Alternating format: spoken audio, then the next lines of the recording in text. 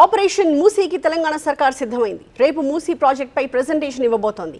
మరి మొదటి దశలో ఎలాంటి పనులకు ప్రభుత్వం శ్రీకారం చుట్టింది, ఎంత బడ్జెట్ని కేటాయించింది, మూసీపై విపక్షాల విమర్శలకి ప్రభుత్వం ఇస్తున్న కౌంటర్ ఏంటి? మూసీని అంతర్జాతీయ స్థాయిలో అభివృద్ధి చేయడానికి తెలంగాణ ప్రభుత్వం భారీ ప్రణాళిక రూపొందించింది. మూసీ పునరుజ్జీవ ప్రాజెక్టుకు సంబంధించి మొదటి దశ డీపీఆర్ పూర్తవడంతో త్వరలోనే పనులు ప్రారంభించే దిశగా ప్రభుత్వం అడుగులు వేస్తోంది. మొదటి దశలో సుమారు 21 కిలోమీటర్ల పరిధిలో 7,000 కోట్ల రూపాయల వ్యయంతో అభివృద్ధి పనులు చేపట్టనుంది. మొదటి దశలో హిమాయత్ సాగర్ నుంచి గాంధీ సరోవర్ వరకు, గండిపేట నుంచి బాపుఘాట్ వరకు కలిపి సుమారు 21 కిలోమీటర్ల పరిధిలో మూసీ పునరుజ్జీవ పనులు చేపట్టనుంది. 1908లో హైదరాబాద్ను వణికించిన వరదలు భవిష్యత్తులో రాకుండా ప్రత్యేక రక్షణ వ్యవస్థను ఆపరేషన్ మూసీ ద్వారా నిర్మించాలని ప్రభుత్వం భావిస్తోంది. 1,50,000 క్యూసెక్కుల వరద ప్రవాహాన్ని కూడా తట్టుకునేలా నది ఇరువైపులా భారీ నిర్మాణాలు చేపట్టాలని అధికారులు ప్రణాళిక రూపొందించారు. అలాగే మూసీలోకి మురుగునీరు చేరకుండా భారీ ట్రంక్ లైన్ పైప్ లైన్లు ఏర్పాటు చేయనున్నారు. ఆపరేషన్ మూసీలో భాగంగా బాపుఘాట్ వరకు నది పరిసర ప్రాంతాన్ని పచ్చిక బయళ్లు, పూల తోటలు, పార్కులతో అభివృద్ధి చేస్తారు. ప్రజలు విశ్రాంతి తీసుకునేలా వాకింగ్ ట్రాక్లు, సైకిల్ ట్రాక్లు, పిల్లల ఆట స్థలాలు, హోటళ్లు వంటి సౌకర్యాలు ఏర్పాటు చేయనున్నారు.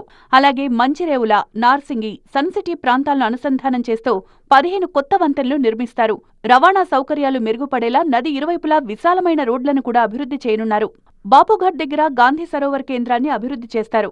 మూసీ, ఈసీ, గోదావరి జలాలు కలిసే ప్రాంతంలో 100 మీటర్ల ఎత్తైన టవర్ను నిర్మించి దానిపై ప్రపంచంలోనే ఎత్తైన మహాత్మాగాంధీ విగ్రహాన్ని ఏర్పాటు చేయాలన్న ప్రణాళిక ఉంది. టవర్లో గాంధీజీ జీవితం, చరిత్రను తెలియజేసే మ్యూజియం కూడా ఏర్పాటు చేయనున్నారు.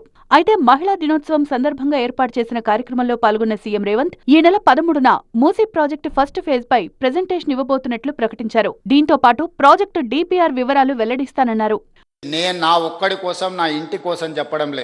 మీరందరూ మహిళా జర్నలిస్టులు అనుకుంటే రేపు 13th రోజు తాజ్ కృష్ణాలో పవర్ పాయింట్ ప్రజెంటేషన్ ఈ మూసీ నది మీద ఫేజ్ 1 మీద ఈరోజు డీటెయిల్ ప్రాజెక్ట్ రిపోర్ట్ ఇవ్వబోతున్నా.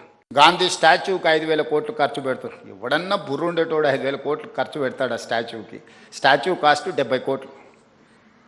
ఆడ విజ్ఞాన మందిరం మొత్తం కట్టడానికి 100+ ఏదో అవుతుంది. టోటల్ కలిపితే కూడా 200 కాదు.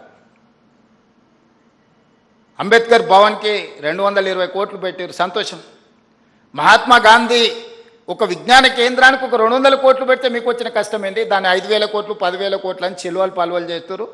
ప్రాజెక్టు పూర్తయితే మూసీ నది కేవలం నీటి ప్రవాహంగా కాకుండా పర్యాటక కేంద్రంగా, వాణిజ్య హబ్గా మారే అవకాశముందని అధికారులు చెబుతున్నారు. నగర అభివృద్ధికి ఇది కీలకంగా మారుతుందని ప్రభుత్వం భావిస్తోంది.